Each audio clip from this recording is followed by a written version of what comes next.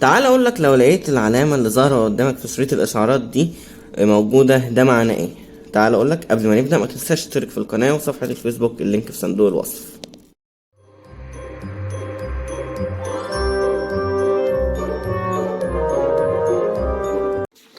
بلاقي ناس كتير في الجروبات بتسأل عن العلامة اللي موجودة في شريط الإشعارات دي، بتبقى على شكل حرفين. أنا عارف إن في ناس كتير عارفة العلامة دي معناها إيه، بس في ناس ما تعرفش، فسيب غيرك يستفيد من المعلومة. العلامة دي بتدل إن أنت فاتح ال NFC في الموبايل. طالما جبنا سيرة ال NFC، تعالى نتكلم شوية عن بعض المعلومات عنه.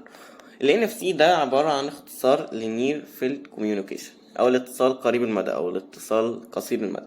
دي تقنية موجودة في الموبايلات الحديثة، بتبقى عبارة عن شريحة موجودة في ظهر الموبايل، بتمكنك من كذا حاجة. أول حاجة إن أنت تشارك البيانات مع حد تاني، زي الحاجات اللي هتلاقيها موجودة دلوقتي وفي إعلانات كتير ليها، اللي هي المحافظ أو الإيرتاجز اللي بيبقى فيها شرائح NFC، بتقدر تسجل عليها معلوماتك. أول ما تقربها للموبايل التاني، المعلومات دي بتتنقل عنده ويقدر يشوفها. وتاني حاجة، أكتر استخدام شهير ليها في البيوت، بنقدر نشحن بيها الكروت العدادات. بس كده، متنساش تشترك في القناة، صفحة الفيسبوك هتلاقي اللينك موجود في صندوق الوصف. سلام.